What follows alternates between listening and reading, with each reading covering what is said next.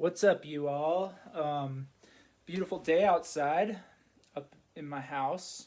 Oh, you can't see because it's too bright, but I just had a few minutes to do a little video. So, most of my videos lately have been related to the abortion issue because of this leak, and we are at a moment in history where, it's just crazy. Like, a lot of you, even 2 years ago when all this cultural stuff was happening, um, didn't didn't think I didn't think so much about the spiritual things that are going on behind everything. But what it tells us is that all the cards are being played. Um, and so, anyways, today's video, I just wanted to address a pro abortion argument without an argument because a lot of the abortion arguments are arguments without arguments. Um, that I think is actually a really powerful argument without an argument. Um, an argument without an argument is powerful by nature because it's not as much of an argument as an assertion that of or a truth claim with lots of times passion behind it. So you can feel the passion behind it. You can feel how personal. I'm going to try to show you outside. That's where I live. How personal it is behind it, and it's wild. Yeah, that a lot of these, like one of the ones that I did recently was, somebody who has had an abortion, therefore, you should support abortion, right? Like, there's people living around you that you're going to offend if you really start speaking out against abortion. So, and I explained how that's not an argument, but it is a weapon of intimidation and to shut down somebody from telling what's happening, because if you talk about what's happening with abortion, you're talking about the dismemberment of human beings in the womb and the subjugation of an entire class of people. That is a genocide modernly. And I think that Christians are being forced, well, people in general are being forced to make it black and white and to see that contrast, to see whether it is indeed a genocide or not. So the argument that I wanted to address today, and I only have a few minutes to do that, is along the same lines of, somebody who's had an abortion, therefore you should support abortion, which my thesis on that argument was that, well, try that with anything else, right? Try that with stealing. Somebody who's stolen, so therefore you should support stealing. Somebody who has stolen, therefore if you speak out against stealing, you are condemning every person who's ever stolen. Well, no, obviously, like, I've stolen many things. I know people who have stolen many things or told many lies or hurt people. It doesn't mean that I hate them. It means that I can speak about that action as being objectively wrong, because it is. And the same thing for abortion. You can speak about it being objectively wrong, but it's a lot more of a loaded issue because the scale of the sin is so high that it's the shedding of innocent blood. And when people are forced to really challenge themselves with that idea, and a lot of women have made that decision and thought about it a lot, when people are really challenged with that idea, they're they're forced to consider what they did, and it's not fun. So, and men for that matter.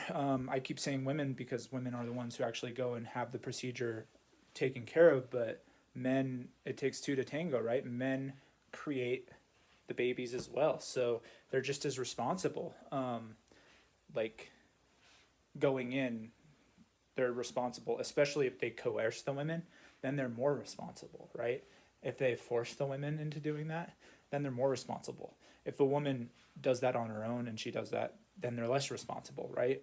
So anyways, a lot thrown at you, and I only have a few more minutes to talk about the other issue, which is linked to that issue. But the other one is, like, and the way it's linked is, you can't talk about this because you are this, right? You can't talk about this because you are a man. More specifically, a white, straight non-binary or whatever they're calling Christian, of course, which conservative, all those things that they call us to label us as extremists. You can't talk about this because you're a man. This is a woman's issue. It should be a woman's choice. It's her body, her choice, right? Now you've heard all that rhetoric. Well, again, like with the other one, try that with anything else. What if I was to turn it around and say, like, if a man is abandoning his child, right? Let's say I'm a father. I abandoned my child because I didn't want to deal with the responsibility of having a child, of raising a child, of dealing with the finances, the financial burden that a child was going to bring, and therefore I decided I'm gonna step away from this family. Well, and what if there was a huge social movement taking place that said men have the right to choose not to raise a family, right? Like, do you see what I mean? How absurd would that be? And then to add to that absurdity, how absurd would it be for me to say, if a woman was like, hey, no, that's wrong, that's evil, that's abandoning your children, like in the Bible, that was a huge crime. And I think it was punishable by like, I don't remember if they would send those people into exile or what they did to punish them, but it was a horrible crime to be a deadbeat dad. And but let's say there's a movement of deadbeat dads where we wanted it to be legal to be deadbeat dads, and have women, give birth and have children raising them on their own, which are a lot of deadbeat dads out there, which is evil. And so obviously I'm not condoning that. I'm just using this for a rhetorical strategy and obviously a true parallel. So whoops. Okay. Something just popped up on my screen. So I have about a minute here to get through this argument, and it's a powerful one, but I got to think through it because I do my videos off the cuff.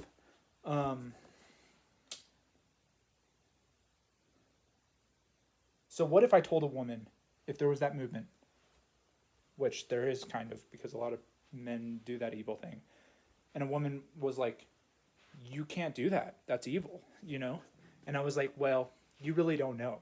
You don't have the right to tell me what to do with my own future, right? With my own circumstances, because you're a woman. You don't understand. You don't understand what it's like to be a man, to have the pressure of fatherhood. It's literally the same argument reversed, and it's absurd. So to say that men don't have a say in the argument is really, it's a non-argument. It's another argument without an argument, because the abortion issue has been attached to feminism, but really pro-life movement is the only pro-woman movement, because half of these people who are being subjected to this cruelty, to this barbarism, to Planned Parenthood, to this evil industry, right? Half of them, guess what? Well, I'm guessing on the statistic, but I think it's roughly half of human beings are women, right? So aren't we standing up for their right to life? They don't have a chance to choose. They're voiceless. So, yeah. Anyways, going a little over my time here, but I hope this video was helpful for somebody. And God bless you all. Take care.